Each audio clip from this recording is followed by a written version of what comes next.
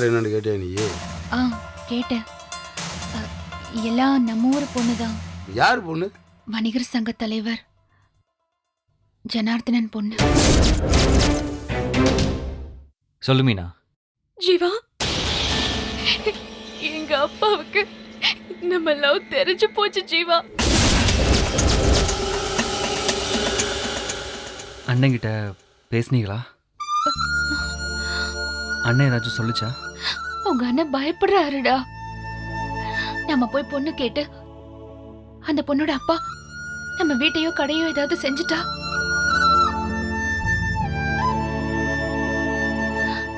அது கூட பரவாயில்ல. உன்னை ஏதாவது பண்ணிட்டா நாங்கெல்லாம் என்னடா செய்வோம்?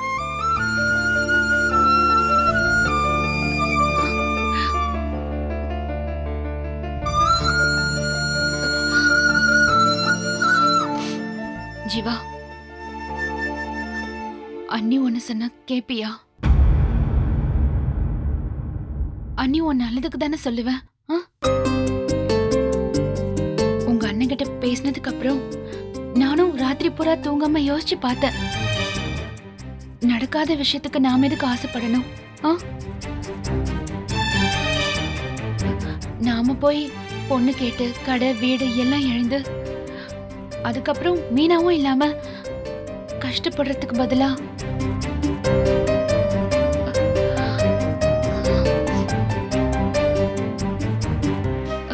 ரெண்டு நாள் சேர்த்து வச்சு அழுதுட்டு இது எல்லாத்தையும் விட்டுட்டு முல்லையவே கல்யாணம் பண்ணிக்கோடா.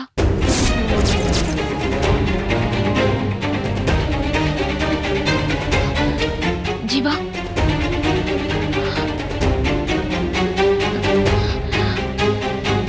ஜீவா கொஞ்சம் யோசிச்சு பாரு. நான் உன்னை பத்தி தாண்டா யோசிக்கிறேன். அவங்க உன்னை ஏதாவது செஞ்சுட்டா முல்லையும் நல்ல பொண்ணு தாண்டா. அவளும் உன் மேல உயிரிய வச்சிருக்கா. எப்படி அண்ணி? எப்படி கல்யாணம் பண்ண சொல்றீங்க? நேத்து ராத்திரி வர மீனா எனக்கு போன் பண்ணி அழுகுறா. அவங்க அப்பாவுக்கு நாங்க லவ் பண்ற விஷயம் தெரிஞ்சு போச்சான். நீன்னு தெரியுமா? அது மட்டும்தான் தெரியாது. அவளும் சொல்லல. எனக்காக அவ அங்க சாப்பிடாம தூங்காம அழுதுட்டு கிடக்குறா. காலேஜும் அனுப்ப மாட்டேன்னு சொல்லிட்டாங்களா. போன் பண்ணி அழுகுறா. அவங்க அப்பாவுக்கு அவ எம்புட்டு செல்லம்னு எனக்கு தெரியும் அண்ணே. அவங்க அப்பாவுக்கு பிடிக்காதுன்னு மனசை மாத்திக்கிட்டு அவ சொகுசா இருந்திருக்கலாம். ஆனா அவ அதை செய்யலையே. எனக்காக அவ அடி வாங்கிட்டு இருக்கா. எப்படி என்ன அவளை ஏமாத்த சொல்றீங்க? எங்க வீட்டுல என் மாமா பொண்ணு கூட கல்யாணம் பேசிட்டாங்கன்னு கூட அவகிட்ட சொல்லிட்டேன். ஆனா அப்பவும் அவளை ஏமாத்திட்டு முள்ளைய கல்யாணம் கட்டிக்க மாட்டேன்னு இன்னும் அவ என்ன நம்புறா. எனக்காக அவ மொத்த வீட்டையும் எதிர்த்து சண்டை போட்டு கிடக்குறா. ரொம்ப பாவம் அண்ணி அவ. ஒரு 2 மணி நேரம் நான் அவ கூட போன்ல பேசலைன்னா கூட அவ தாங்க மாட்டா. நான் இனிமே அவ கூட பேசவே மாட்டேன்னு தெரிஞ்சா சத்தியமா அவ செத்துருவா. நீ அவளை ஏமாத்திட்டு என்னால நிம்மதியாவே இருக்க முடியாது. என்னால நிம்மதியா தூங்கவே முடியாது.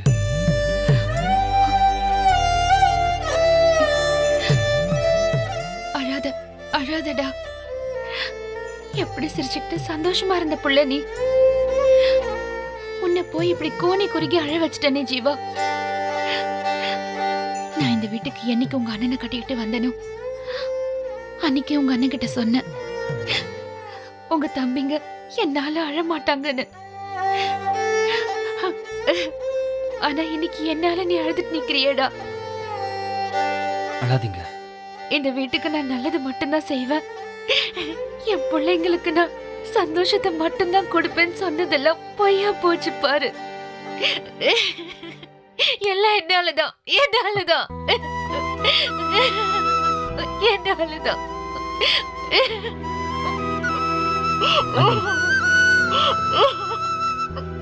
அழாதீங்க.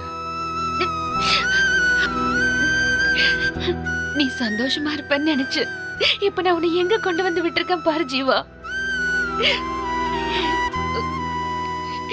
நீச்சல் சொல்லித்தரேன்னு கூட்டிட்டு வந்து நடுக்கடல்ல தள்ளிவிட்ட மாதிரி பண்ணிட்டேனே ஜீவா. இதுல இருந்து நான் உன்னை எப்படி மீட்க போறேன்னு எனக்கு தெரியல ஜீவா.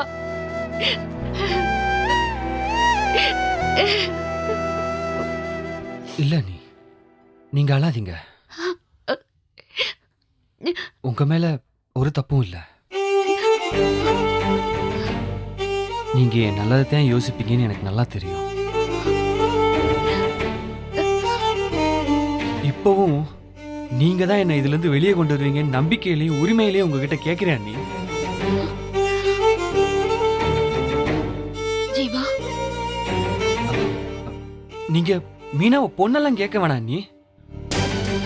எனக்கும் மீனாவுக்கும் கல்யாணத்தை பத்தி கூட பேச வேணாம் நீ. மீனா கிட்ட நான் பேசிக்கிறேன். ஆனா முல்லையோட நடக்க போற இந்த கல்யாணத்தை மட்டும் தயவு செஞ்சு நிறுத்திடுங்க நீ. அது போதும்.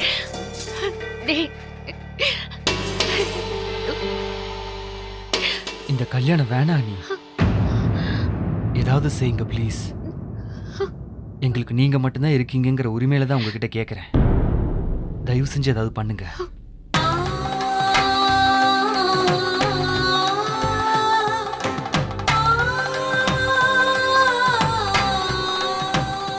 இவ்வளவு நடந்தும் அண்ணி மேல உனக்கு கோவமே வரலையா? உங்க மேல கோவப்படுறதும் உங்களை வெறுக்கிறதும் என்ன நானே வெறுக்கிற மாதிரி அண்ணி. உங்க மேல சாகர வரைக்கும் எனக்கு வெறுப்போ கோவமோ வராது. இந்த விஷயத்துக்காக மட்டும் இல்ல, இனி எது நடந்தாலும் சரி. மீனா கூட கேட்டா அண்ணியால இந்த விஷயத்துல என்ன செய்ய முடியும்னு. அவங்களால மட்டும்தான் இதுல ஏதாவது பண்ண முடியும்னு நான் நம்பிக்கையோட சொன்னேன். உள்ள விஷயத்துல நானே தான் சிக்கிக்கிட்டேன். அவ என்கிட்ட வந்து விளையாட்டா மாமா மாமான்னு பேசும்போதே நான் உங்ககிட்ட சொல்லியிருக்கணும். அவ வந்து என்கிட்ட ஒட்டும் போதெல்லாம் நான் விலகி போயிருக்கணும். எல்லாமே என்னோட தப்புதான். அப்போ நீங்களும் அப்படித்தானே புரிஞ்சுக்கிட்டு இருப்பீங்க.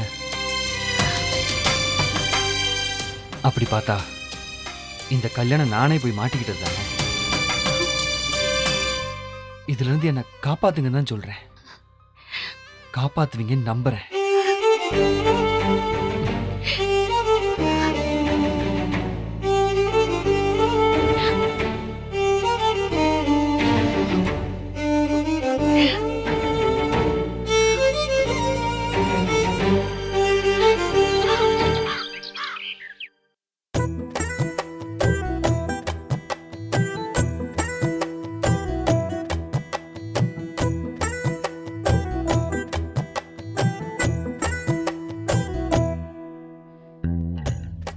ஜீவா வெட்ஸ்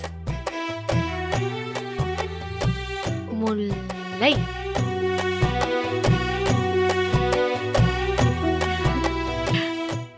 அம்மாடி முல்லை, அப்பா என்னத்த அவ்வளவு மும்மரமா எழுதிட்டு இருக்க? ஒண்ணும் இல்லப்பா. ஒண்ணும் இல்லைங்கிற இல்ல, அப்புறம் எதுக்கு மறைக்கிற? ஒண்ணும் இல்ல. குடு, அப்பா தானே கேக்குறேன். பரவாயில்ல, அப்பா பாக்குறேன், குடு. ஜீவா வெச் முல்லை. ஐயோ, என்னம்மா இது சின்ன பிள்ளைத்தனமா இருக்கு. கொடுங்கப்பா. ஏமா, முன்னாடிதான் கல்யாணம் நடக்குமா நடக்காதான்னு ஒரு குழப்பத்துல இருந்தேன். இன்னும் ஒரு வாரத்துல கல்யாணம்னு நிச்சயமாயிடுச்சு. அப்புறம் என்னம்மா இது விளையாட்டுத்தனமா? இல்லப்பா, கல்யாணத்துக்கு முன்னால மாமா என்ன அங்க இங்கன்னு கூட்டிட்டு போகும், அடிக்கடி ஃபோன் பண்ணோம், திடீர்னு வந்து நிக்கும்லாம் நினைச்சேன். ஆனா இதுல எதுவுமே நடக்கல. அதான்ப்பா இப்படி. ஏமா, மல்லிகை கடையை பத்தி உனக்கு தெரியாதா? 4 பேர் ஜாமான் வாங்க வந்தா அவங்கள அனுப்புறதுக்கு 10 பேர் வேணும். அதுவும் இல்லாம வீட்டுக்கு போய் டெலிவரி வேற கொடுக்குறாங்க. இந்த லட்சணத்துல கல்யாண வேலை வேற. மாப்பிள்ளை என்னதான் பண்ணுவாரு? அட போங்கப்பா.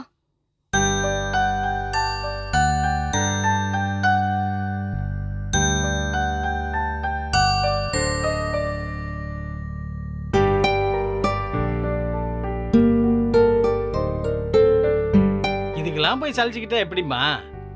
அக்கா, ஏ தனம், என்ன ஒரு அதிசயம். வா. ஃபர்ஸ்ட் டைம் எங்க வீட்டுக்கு வந்திருக்கீங்க. இருங்க, என் கையால உங்களுக்கு டீ போட்டு எடுத்துட்டு வரேன். இல்ல முல்ல வேண்டாம். ஏன்க்கா, ஜூஸ் குடிக்கிறீங்களா? இல்ல பரவாயில்ல வேண்டாம். என்னம்மா நீ மட்டும் திடீர்னு வந்திருக்க? மாப்பிள்ளை யாரும் வரலையா? பா, திடீர்னு வராமா லெட்டர் போட்டா வருவா? அக்கா நம்ம வீட்டுக்கு எப்ப வேணாலும் வரலாம். அப்படி போடு. பாத்தியா தனம், வீட்டுக்கு வர்றதுக்கு முன்னாடியே எப்படி ஐஸ் வைக்கிறா பாரு. அக்கா மட்டும் இல்லனா இந்த கல்யாணம் இவ்வளவு தூரம் வந்திருக்காது. அக்கா தான் எல்லாத்துக்கும் காரணம்.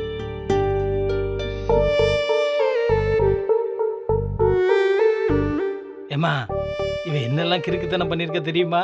நீயே பாரு. ஏன் முல்ல காட்டாத. அப்பா விடுங்கப்பா. பார்க்கணும். பாருமா இவ பண்ணிருக்க வேலைய. இந்த பாரு.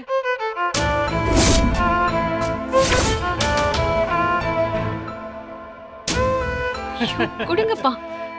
ஏய், ஜீவா மாமா ஏன் பேசல, ஜீவா மாமா ஏன் என்ன பார்க்க வரலன்னு என்ன போட்டு கேள்வி மேல கேள்வியா கேட்டு கொண்டுட்டாமா. நான் இப்பதான் சொல்லிட்டு இருந்தேன் மளிகை கடை பொழப்ப பத்தி. காலையில 5 மணிக்கு கடையை திறக்கிறதுல இருந்து ராத்திரி 10 மணி வரைக்கும் கடையிலேயே நின்று பெண்டு நிமிந்து போயிருன்னு அதைத்தான் சொல்லி. அட வராதவங்கெல்லாம் வந்திருக்கீங்க, என்ன விசேஷம்? மா, நீ எங்க போயிருந்த? வீட்ல கல்யாணத்துக்கு ஒரு வாரம் இருக்கும்போது பொம்பளைங்களுக்கு 1000 ஜோலி இருக்கும். அதெல்லாம் யார் செய்வா? அப்புறம் ஆவுடையார் கோயில்ல நம்ம ராதா சித்தி இருக்காங்கல்ல, அவங்கள போய் பார்க்கணும். இப்பதான் வழியில கஸ்தூரி அம்மாவை பார்த்தேன், ஞாபகப்படுத்தினாங்க. நாம எல்லாரும் ஒரு நட போய் அவங்கள பார்த்துட்டு வந்துடலாம். சரிம்மா. கல்யாண ஏற்பாட்டுல மும்முரமா இருக்கிற இவங்க கிட்ட போய் நான் கல்யாணம் வேண்டான்னு எப்படி சொல்லுவேன்?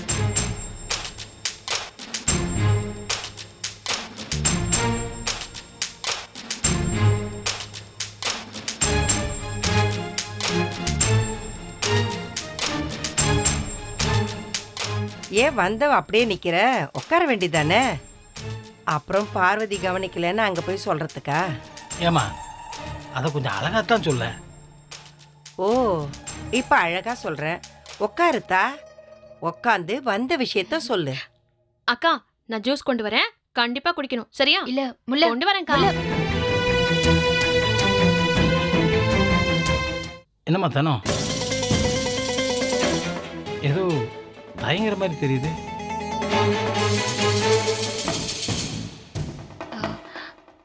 இல்ல சித்தப்பா,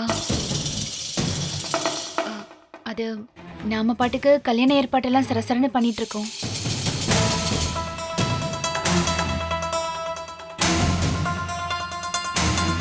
ஜீவாவுக்கும் முல்லைக்கும் நாம இன்னும் ஜாதகம் பார்க்கவே இல்லை. அத மறந்துட்டு பின்னால் அதனால எந்த பிரச்சனையும் வந்துடக்கூடாதுன்னு தான் ஒரு தடவை அது என்னன்னு பார்த்துடலாமே. சரியா போச்சு.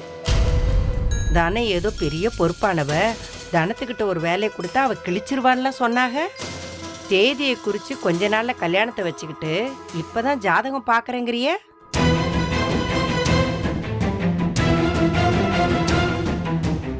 பார்வதி, தானா ஏதோ ஒரு அக்கறையில சொல்றா.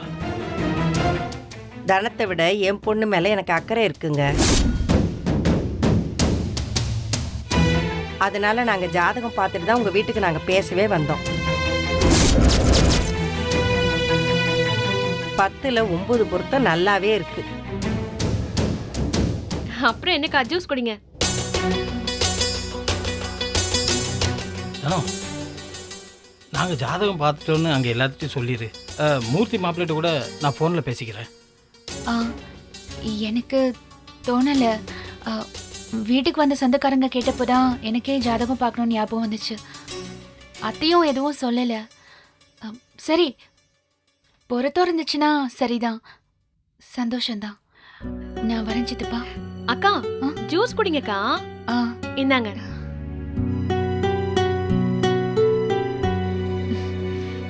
வரேன் சித்தி. தனம் முகமே சரியில்லையே. இல்ல முல்ல?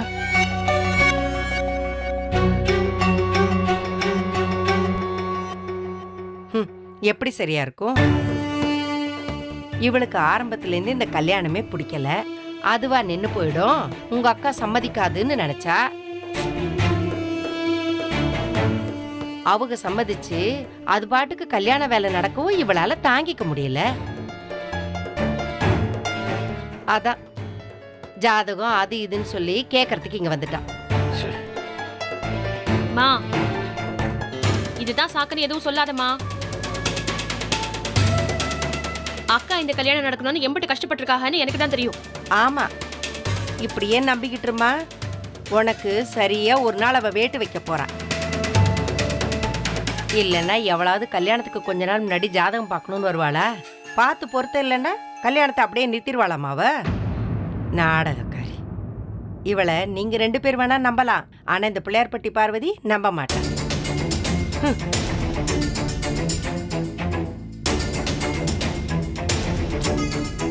என்னப்பா இவ எதையாச்சும் சொல்லிக்கிட்டேன்.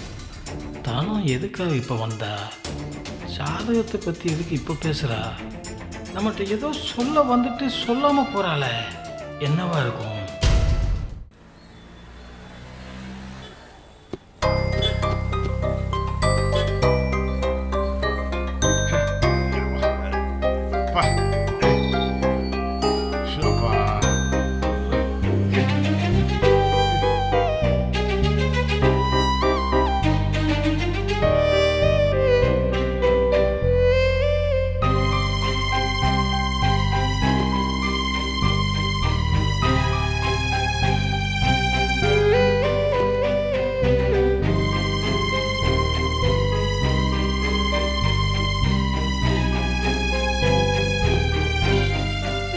அண்ணா அது எடுண்ணே.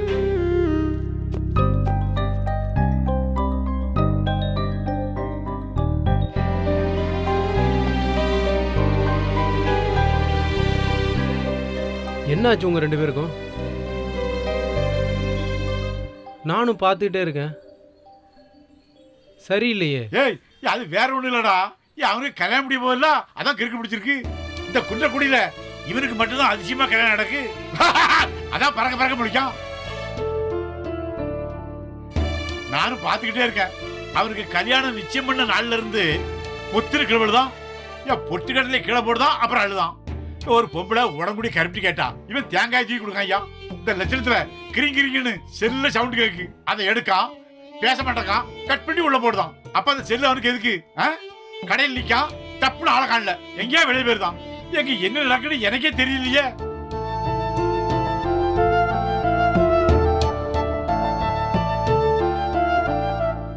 சரி அண்ணனுக்கு என்னாச்சு? யாருக்கு? மூர்த்திக்கா. செல்லமா ஒரு பொம்பளை பிள்ளை வளர்த்து கல்யாணம் முடிச்சு வெளியூருக்கு அனுப்பிட்டான்ல, அந்த கவலை. தலை விதிடா. நல்ல பிள்ளைங்கடா. நான் வேலை பார்க்க.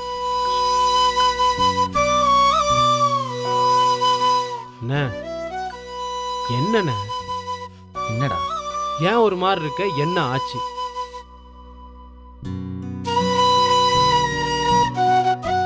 நைட்டு தூங்கல, லைட்டா தலைவலி. தலைவலினா ஏன் இங்க நிக்கிற? வீட்டுக்கு போ, கொஞ்ச நேரம் படுத்து எந்திரிச்சு வா. இல்ல பரவாயில்ல.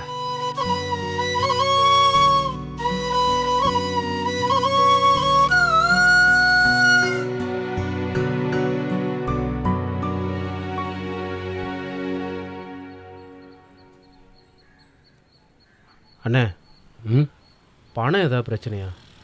பணமா? இல்லை, கல்யாணத்துக்கு பணம் நிறைய தேவைப்படுமே, அதை தான் யோசிச்சுட்டு இருக்கீங்களான்னு கேட்குறேன். அதெல்லாம் இல்லைடா. இல்லைண்ணே, உங்கள் முகம் எப்பயும் போல இல்லையே. அது ஒன்றும் இல்லை, கல்யாணத்தை அடுத்த வாரம் வச்சுக்கிட்டு எதையும் யோசிக்காமல் இருக்க முடியுமா? டே கதிர், கடையை பார்த்துக்க, நானும் ஜீவா வெளில போயிட்டு வந்துடுறோம். அதான் தலைவலின்னு சொல்லுதுல, வாங்க நம்ம போயிட்டு வருவோம். இல்லைடா, நகை கடை வரைக்கும் போய் அவன் கொஞ்சம் அளவு கொடுக்க வேண்டியது இருக்கு, அதான். வாடா போவோம்.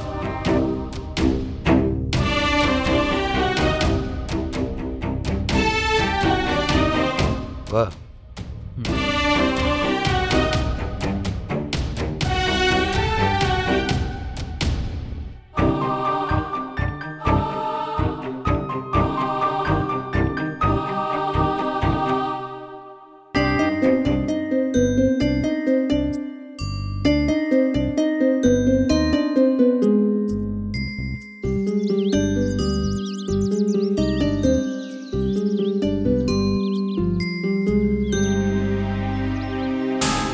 நிம்மதியாக இல்லை.